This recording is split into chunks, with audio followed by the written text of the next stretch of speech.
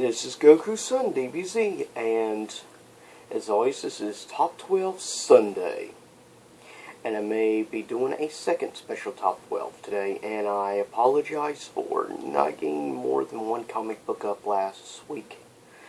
So I'll try to get at least 2 or 3 done today. And, by the way, up until The Force Awakens, as I'm going to call this Star Wars theme month in our Star Wars, every single comic book I review the rest of December is all strictly going to be Star Wars comics.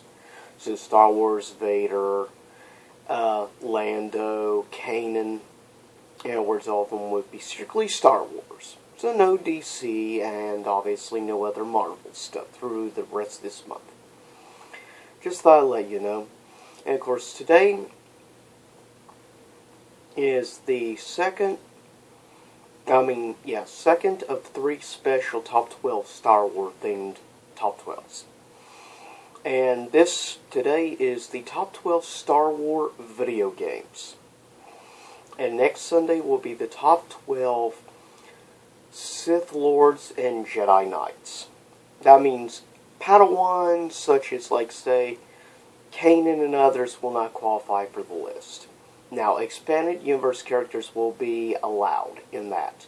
And I'm thinking about possibly doing in the future a top 12 expanded universe list of characters, since I already did one of top 12 from strictly the movies and shows.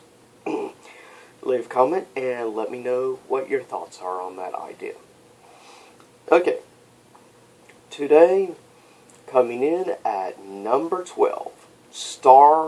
Released on the PS2, I think it may have also been released on the GameCube, not sure, and released on, of course, the original Xbox.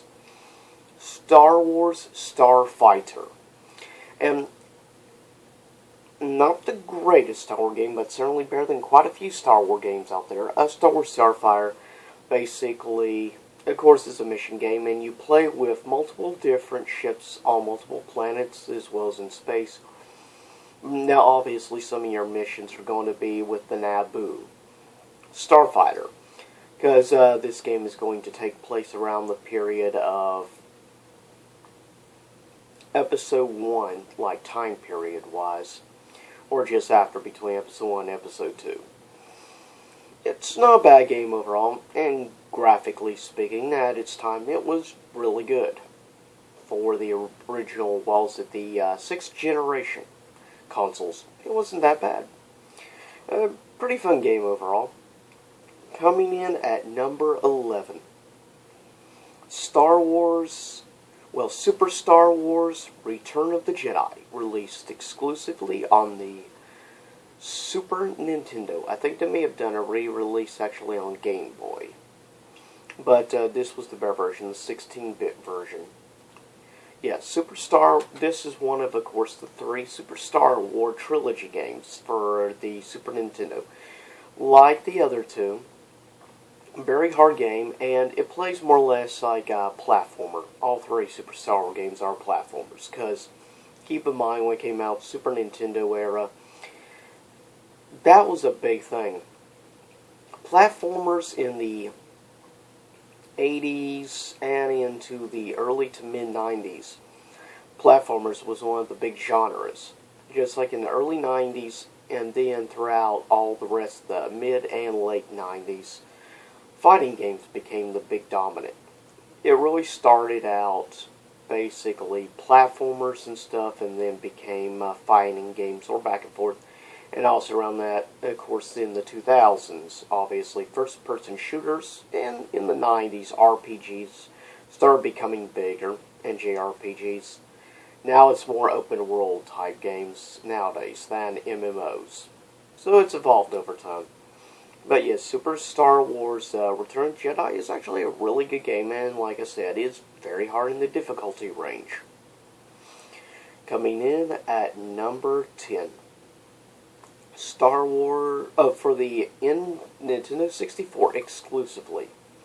Star Wars Shadows of the Empire. And good game, and based on a great graphic novel section, as well as novel. Sadly, it's not canon. It's expanded universe. But Shadows of the Empire was interesting. You played this one character, which kind of reminds you a little bit of like a Han Solo type character. But instead of being a smuggler, a little bit more towards a bounty hunter type slash smuggler. Interesting. I mean, by today's standards, the graphics haven't aged well, but who cares? The game is fun.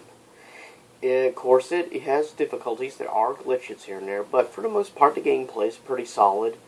And the story is where really the best part is to the Shadows of the Empire, where you go with the video game, the graphic novel, whatever.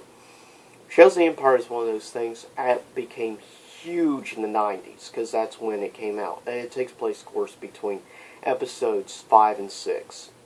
It's after Han in Carbonite has been taken to Jabba the Hutt. And other characters you find out about, like this one green character, which is kind of high-ranking in the Empire under Lord Sidious. And Vader doesn't really care much for the guy. But there's just a little bit of pieces. Coming in at number 9 for the original Xbox and PC. Star Wars Knights of the Old Republic 2. And it's a great game. Not as good as the original, but still a really good game. And oh yeah, of course, keep in mind all these opinions were tallied through Tumblr, Facebook, YouTube, Twitter, and Google+. So, and yes, Knights of the Republic 2 was interesting, especially the new antagonist, Sith Lord, Darth Nihilus. I believe that's how you pronounce his name correctly, Darth Nihilus. He's a very interesting character, I will say, and I love the whole look, being mainly covered in robes and that cool little mask of his. Pretty cool look, and obviously very powerful. Sorry. But a very interesting game overall, and one thing about these particular set of games in the Old Republic areas, the storylines are probably some of the best of any of the Star Wars games, hands down. And it really helped open up a really cool new world of the Old Republic era, which takes place thousands of years prior to the movies, of course. Coming in at number 8. Star Wars Episode 1 Racer for the Nintendo 64. I believe it was also released on the Dreamcast and the PS1. But yes, Star Wars Episode 1 Racer. A lot of the Star Wars Episode 1 stuff, not good, but surprisingly, the pod race game is actually pretty fun.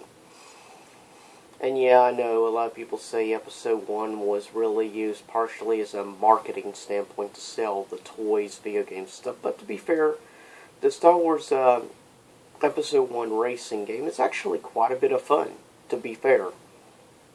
It's one of the few, because I'm not a big sports person. There's only maybe 3, possibly 4 racing games I like. And Star Wars Episode 1 Speed Racer is one of those few racing games I like, other than games like Hydro Thunder and others. But overall, it's a good, solid game, at least if you enjoy racing or anything, and with the different elements from Star Wars, and it also makes it quite a bit of fun. Coming in at number 7, Super Star Wars The Empire Strikes Back, which of course is another super hard game of the Super Star Wars trilogy. It is not easy at all. You have to constantly beat these droids and stuff coming at you, plus trying to also, towards the end, trying to beat Vader at the same time. It's not easy.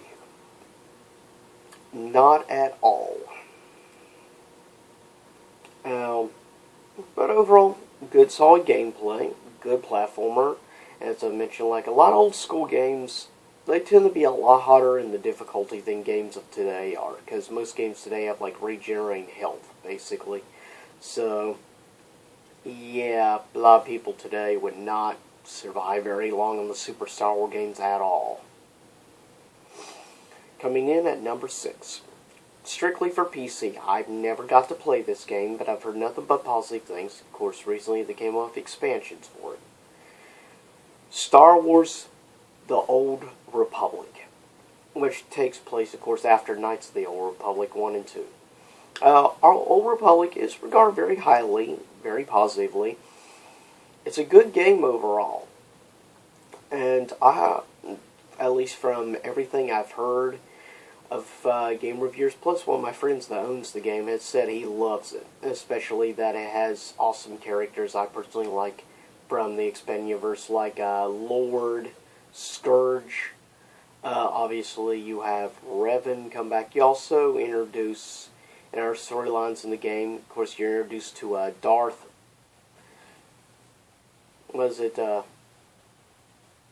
Darth Malgus, which is a very interesting Sith Lord. Kind of reminds you a little bit of Vader with the whole breathing mask he gains and everything, and the whole tech suit.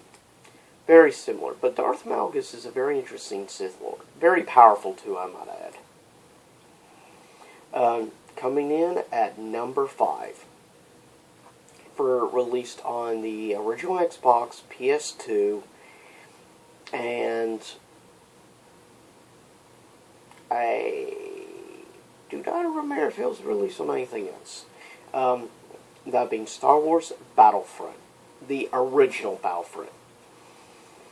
And unlike the new Battlefront game that came out, which I've decided to boycott and not play after I found out it's insane. You already pay $60 for the game. You expect to have it all, but in order to get all the stuff unlocked through DLC, you have to pay an additional $50, $110 for one game. Hell no, I'm not paying $110 for a freaking game no matter how much I love Star Wars. I'm not going to do it. That's why I hate EA. For a lot of reasons. That being one of the big reasons. But, the original Star Wars Battlefront is a lot of fun. Basically, first to third person type shooting game. Really, it's designed, I guess you could say, for multiplayer mind that was created before multiplayer. I don't care. I love it as a single player game. I just very much enjoy, and I still love playing the original Battlefront on my PS2. I love the game a lot. And, of course, I love my PS2 a lot. And original Xbox. But it's a really fun game. And if you have a PS2 or something and you've never played the original Battlefront, I highly recommend you get Battlefront for the PS2 or original Xbox. It's a lot of fun. And, yep, that's all I'm going to say about that. It's just a very enjoyable game. Coming in at number 4 for the Super Nintendo, Super Star Wars, aka, of course, A New Hope. But Super Star Wars is maybe perhaps the hardest of the 3 games, the first one, but it's also, I think, in a lot of ways, the most fun, the coolest of the 3 trilogy games. And I just highly recommend you get Super Star Wars games if you own a Super Nintendo. And if you like platformers or in general just like Star Wars, I highly recommend you get the Super Star Wars games. And they're truly classics. But as I've said before, keep in mind, be ready to get killed a lot in these games. They are perhaps the toughest Star Wars games out there. Hands down. I can't think of really any other Star Wars games that are harder to play than the Super Star Wars games. But trust me, over a period of time, you'll feel that much more happiness when you actually do survive and you beat the levels. It'll make you feel that much better. So, anyways, coming in at number 3. Personally, my favorite Star Wars game on the Nintendo 64, that's just me. And that is Star Wars Rogue Squadron for the N64. Very fun game, and it's actually aged pretty well. I would say of Star Wars games from like the N64 and that time period in consoles, it's perhaps the best for when it came out. It's aged relatively well, and it's really fun playing with the X-Wings. There is like one mission or something that involves a Naboo fighter. I don't really care much for the whole design and everything of the Naboo fighter personally. I like the X-Wing design better. And it's just a lot of fun. See, the X-Wing is just awesome. It just looks so cool. Which is one of the things I also can't wait for with The Force Awakens. Is getting to see the X-Wings again. It's going to be awesome. Just a really fun game overall. Fun gameplay. Real replayability. That's one of the great things about some of the older games is they actually were designed for replaying over and over again to get better.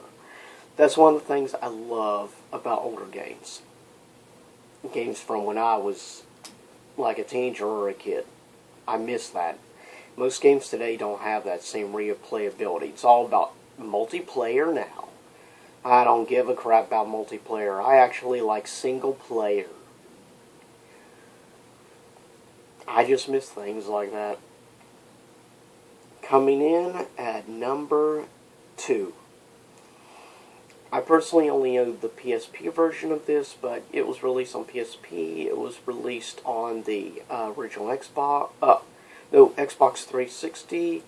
It was released on the PlayStation 3, and I think it was also released on PC. I don't think anything else other than that I can think of off the top of my head.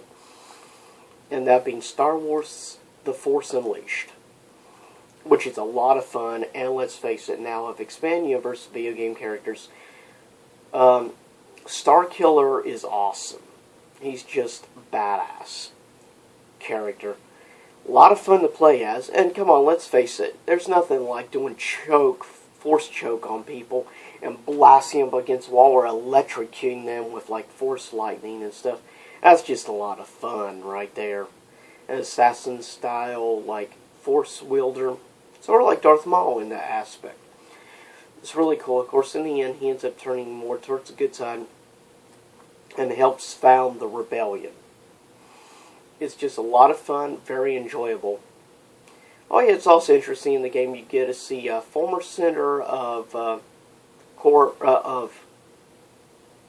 Alderaan, Senator Organa, which is kind of cool. Get to see Senator Organa in the game. Organa, however you want to pronounce his name. Honorable mentions: Star Wars Battlefront 2, Star Wars Battle for Naboo, Star Wars Episode 3 Revenge of the Sith, and Star Wars Jedi Academy. And now number 1. On the original Xbox, and also released on PC, but probably one of the best games period ever made for the original Xbox. Star Wars Knights of the Old Republic, the original. Hands down, best game, and given you get to play, of course, as Revan, which is awesome, and of course, the game is produced by, obviously, BioWare. Well, both Knights of the Old Republic and Old Republic are all done by BioWare. Same as, of course, the makers who created another amazing game called Jade Empire, and then the super highly successful, right now, trilogy called Dragon Age. With Dragon Age Origins, Dragon Age 2, and Dragon Age Inquisition.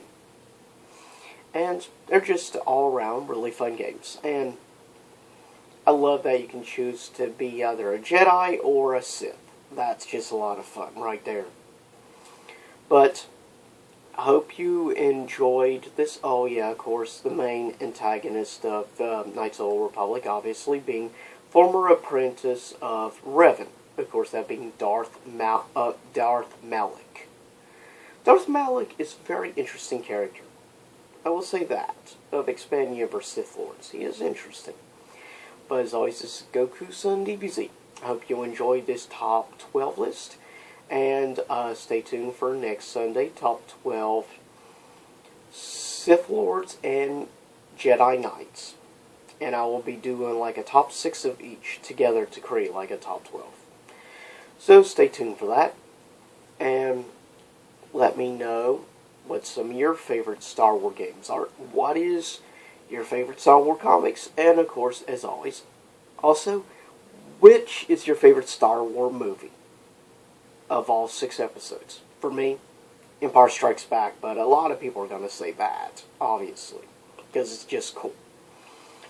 And follow me at twitter.com/GokuSunDBZ, as well as on Google+, GokuSunDBZ.